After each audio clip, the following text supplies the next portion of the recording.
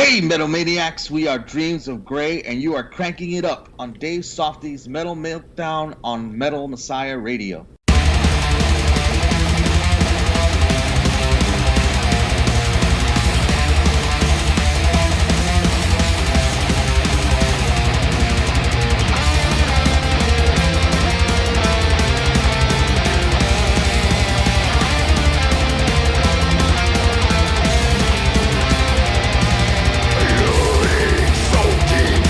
Now always with me, the images of you.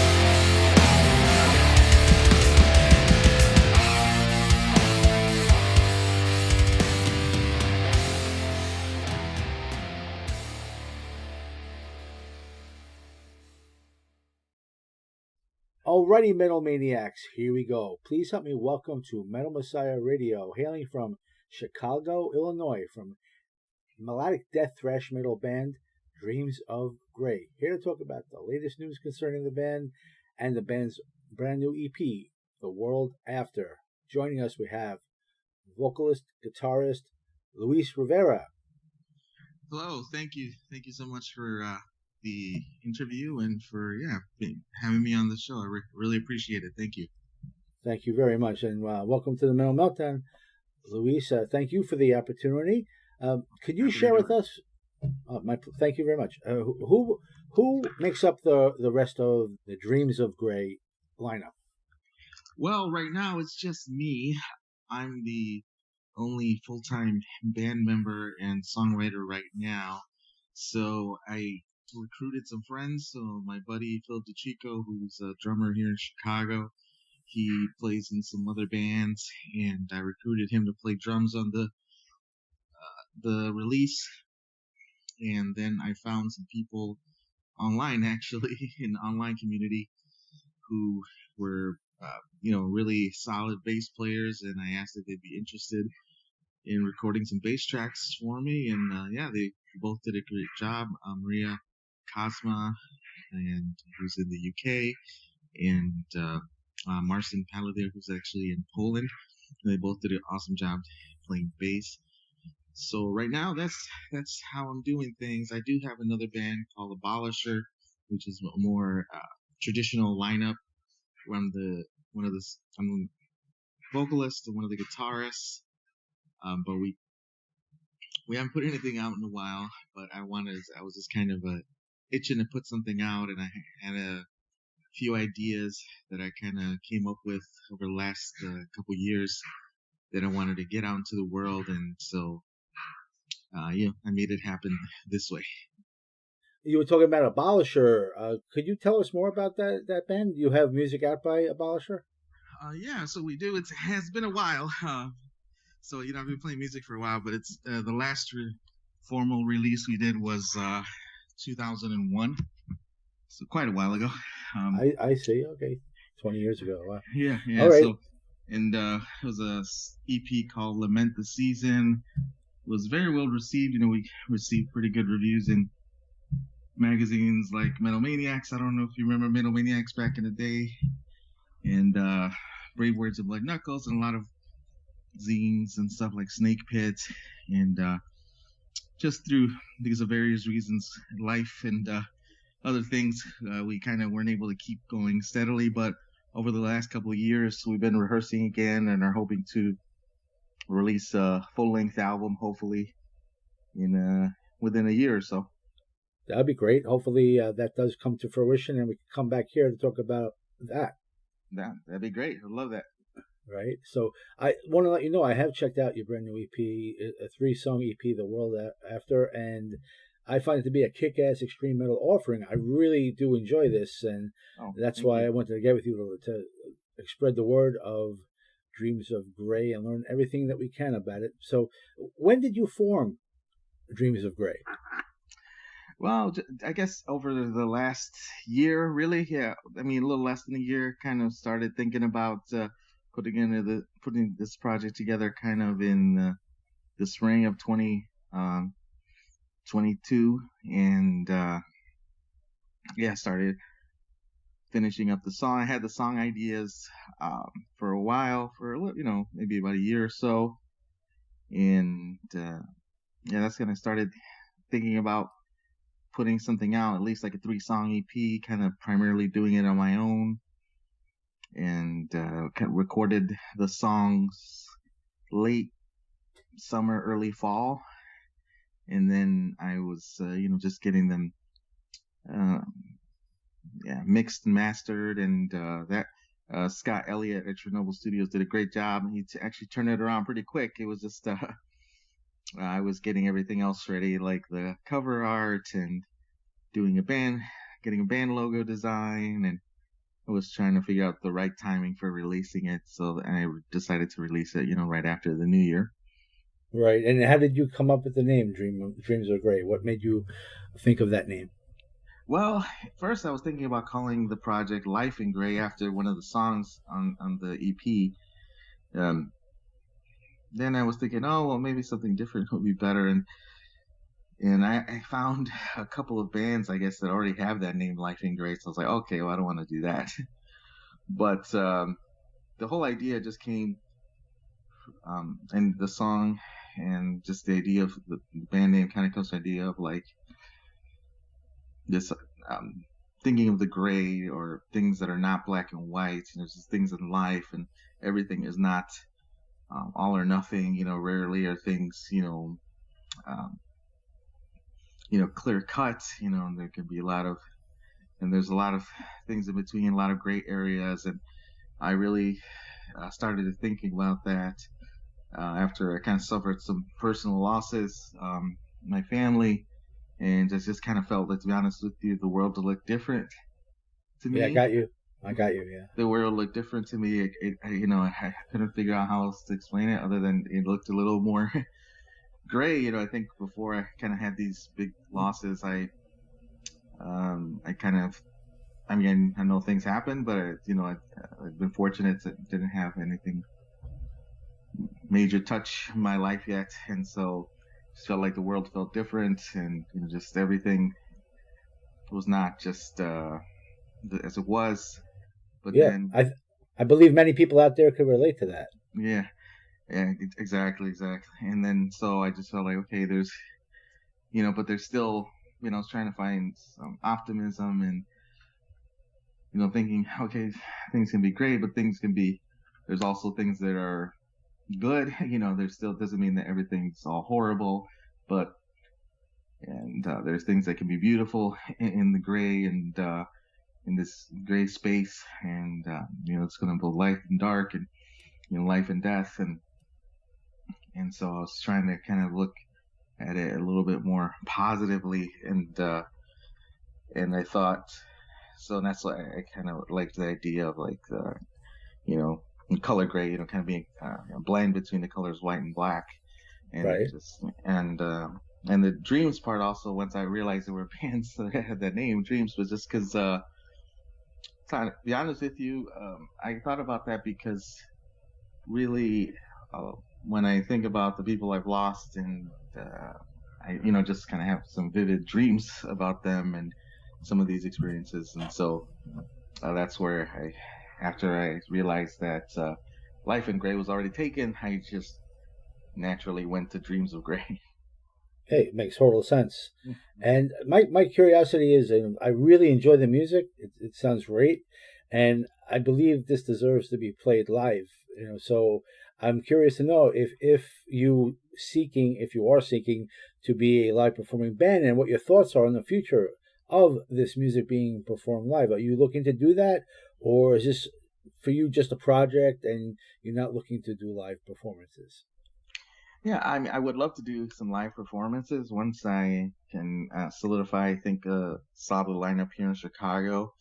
I think I, if the right opportunity came up for us to play some shows, I have some people who've expressed interest in performing these songs live for me here in Chicago. So, but I would like to recruit a little bit more of a stable lineup, so people I can work with regularly to play shows and maybe record. Um, and I definitely abolish it. I want to also do that, but I would also like to keep this going alongside it. So my hope is that I can find some like-minded people who would want to keep recording some songs, and play some shows here in Chicago, or elsewhere, depending on the opportunity. Yes, I would love that. I hope that happens for you. And you were mentioning just before about Scott Elliott mixing and mastering this at, was it Chernobyl Studios? Yep. Yep. And where is that located? So Scott Elliott is actually based out of Poland right now. He he has a awesome YouTube channel. You should check it out if you haven't. I believe the YouTube channel is called Chernobyl Studios, and he's based out of Poland now. He was living in Ukraine, but then after the war, he had to move. So he's based out of Poland. He's an excellent metal producer and engineer, And so the way I worked with him was, I really, heard some samples. I was a fan of his recording classes that he offered. He had lessons online and a course you can purchase. And I really liked his stuff, so I reached out to him to see if he'd be interested in mixing this. And so I had everything recorded here in Chicago, or at least, the guitars and drums were recorded in Chicago. And I had the bass tracks sent to me electronically, and then I put everything together and sent it to him electronically. I see. And you mentioned the band logo, and you mentioned also the CD art. And could you tell us who created this? Yeah, so I found some excellent artists also online. So the logo was created by a talented artist named Belen Serrano. She is also a bass player as well, but she's not in the Chicago area, and she did the logo for me. She does like graphic design, logos, designs for bands, and then a artist from Greece actually did the artwork for the cover, but goes by the name of Athena. And I am going to press some CDs and to go along with the digital release, and then so all their info and proper credits will be on the hard copies of the CDs. That's excellent. I was just going to ask you about what formats are available, and you just answered that for me. I appreciate that. That's good to know. Mm-hmm. Yeah. Hopefully soon. Hopefully in the next couple of weeks, I hope to have them up on Bandcamp, as well as some T-shirts. I'm going to get a T-shirt with the band, with the cover art on it, and hopefully the band logo on the back. And then hopefully we'll have a lyric video too available as well in the next few weeks or month. Great, that's great. So let's give your Bandcamp, I guess, would be the best place for the fans to go to support Dreams of Grey and get merch, whether it be the digital downloads or the CD when it comes out, the EP when it comes out, and you mentioned some shirts. So that would be dreamsofgrey.bandcamp.com. And I notice you have an Instagram, but I don't notice you having a Facebook. Do you have Facebook? I haven't started a Facebook yet for the band. I should. And everybody's telling me about that. Like, hey, you're kind of late to the game here. You need to also create a Facebook page. So I am gonna do that. Hopefully over the weekend I'll do that. All right. Well, make sure you hit me up so then I could give it a like at least, and that'd be a good idea. And you have a personal Facebook? Yeah, just Luis Rivera. Yeah. Mm-hmm. All right. Yeah, I was looking for you. There's like 100,000 Luis Rivera. It's like John Smith, basically. It's like a really common name. Yeah. So maybe I'll email you my Facebook, and you could hit me up, and I could follow you, add you, or become friends with you on there. That'd be a good thing. Yeah. That'd be great. Sounds great. This way, when you have future releases or anything with Abolisher, you could keep in touch with me, and we could do something. Yeah, I would love that. That sounds great. Wonderful. And good. And I'm curious, Dreams of Grey, will you be working on maybe a full length or any other music that you might be working on? Yeah, I hope to. I have quite a few songs also that I could record, or almost done, kind of polishing off, I guess you could say. So I was trying to decide on the timeline, to be honest with you. I was thinking about maybe spring or summer to either release another EP, or maybe waiting a little bit longer and then release a full length about a year from now. So that sounds great. Yeah, I look forward to that. Oh, thank you. Yeah, and hopefully by that time you will have solidified a lineup that you could actually count on, that could back you up and go live with you. That would be a dream come true. Speaking of dreams, right? Yeah, it would be. Yeah, I would love that. Yeah, because I would love to. I do want to play these songs live, and I miss playing live shows. I haven't played a live show in a really long time. So, yeah, I would love to do that. Yeah, it's amazing talking to you and listening to you sing. It's like talking to two different people. It's like I would never imagine that's your voice. Really. Yeah. No. It's funny. I often hear that. So many people tell me that. Yeah, I don't know. I guess I saved the aggression for the vocals when I'm playing or Well, recording. that's where you need them, right? And you might also want to, maybe have a friend or even go to a studio and take some more promotional pictures. That when you do, like when we do the next interview, hopefully you'll have some more variety of pictures. Doesn't have to be in color. I figured you had a black and white picture on purpose because the gray tones, So Yeah. that was cool. That was cool. But just want to make a nice banner for you. So you for future interviews. So make sure you prepare yourself with some other pictures too. Yeah, yeah, definitely, definitely. And I definitely want to do that. I actually have talked to a photographer and we're supposed to do nothing crazy, but just like small photo shoot, just taking some pictures around the Chicago area. Yeah, I could definitely want people to know that I'm from the inner city of Chicago. I'm not trying to hang out in the woods or anything like that. So hoping Right, just right, but right. hopefully I'll have that within the next few weeks as well, and I'll put it on the Instagram and Facebook hopefully, and then and so some of those pictures actually I am planning from that photo shoot. I'm gonna put on the insert for the CD. So yeah. That's great. Now you were mentioning the possibility of a lyric video. Do you know what song you plan on making a video for? So the first one I'm working on is The World After.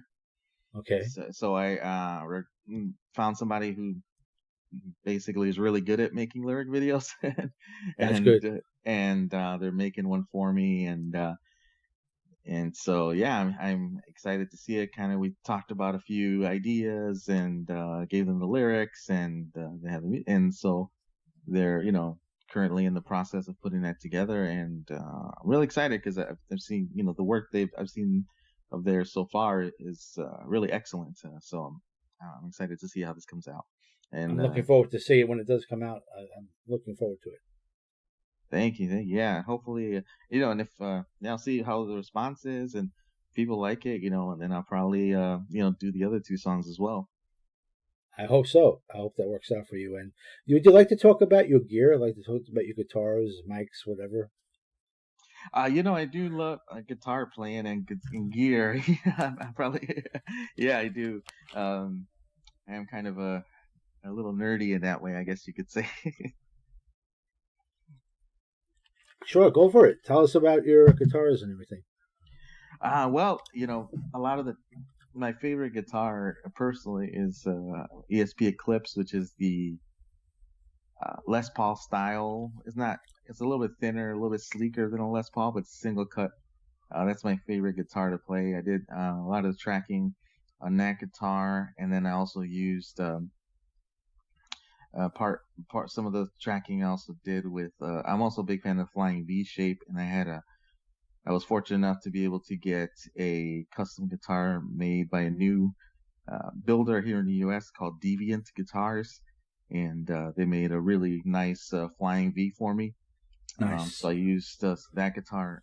Those three are my two main guitars I used for tracking the guitars on this EP. And yeah, and I also my favorite amp is the Rev Generator. I love that amp. That's my favorite distortion. But I actually that ended up not being what was on the recording. What ended up being on the recording is like a hot rodded Marshall, which um, I think sounds great. I mean, it sounds perfect. I was really happy with the guitar tone, and yeah, so I love playing guitars and picking up new guitars when I find something cool, or especially I'm always looking out for ESP Eclipse that is maybe a little different than one I have, and so yeah, but I don't want to buy too many that I can't play them all, so I try to keep the collection at a reasonable amount. At least at this point, maybe down the road you might want to get more when you have more things going on for yourself, right? Yeah, yeah, if I'm playing a lot, if there's a, I could put them to more use, and yeah, then definitely, I'll look for reasons to expand the collection. Right, right. So, Luis, what do you do when you're not doing the band? What is your like regular job? So yeah, my regular job. So yeah, I used to be a union electrician, so I used to work in construction. I Um, see. but that's not what I do anymore. Now I'm a physician. I'm a primary care doctor. Ah, very So nice. yeah, so that's what I do now on a day to day to pay the bills and uh, to fund this recording and my yeah the that's Pretty important job.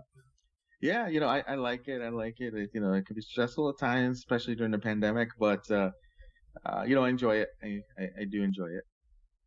That's cool. And is there anything that you'd like to say to your fans that are tuning in at this time?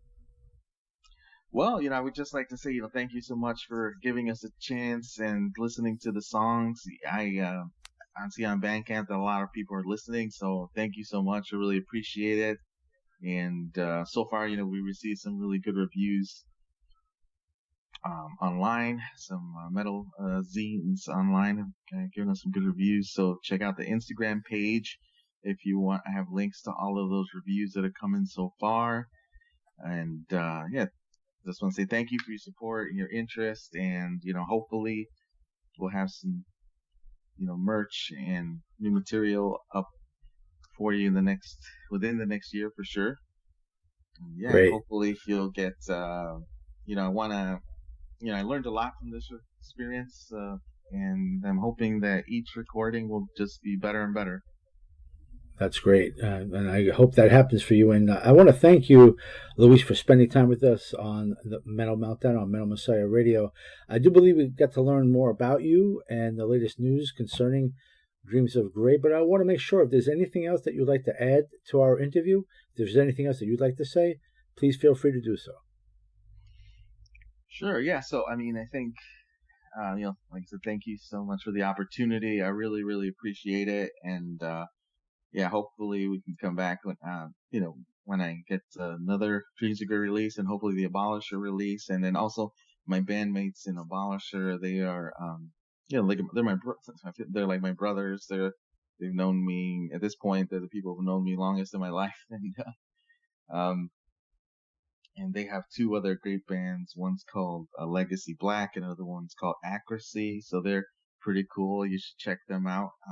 If you haven't, one's kind of more like doom-ish. Legacy Black is, and Accuracy is more like progressive and power metal. I see. So yeah, we're all buddies. Abolisher and those two other bands. We're all buddies. We share the same practice base, and all those guys are great. So, definitely check them out if you're a fan of those types of music. I think they're great. I'd like to check it out because it sounds like you're covering the spectrum of metal, which is a good idea. And yeah, I'm definitely interested in following up on Abolisher and your other bands that you mentioned. So I'll have to check them out. Thank you very much for that. And I want to wish you success with Dreams of Grey. I want to follow you and see you grow. And hopefully you solidify a lineup that we could talk more about future releases, and hopefully you'll have some success with this. And it's tough out there in the underground world, but believe in yourself. You have the talent. Oh, thank you so much. Keep doing what you do. And I also want to wish you a happy 2023.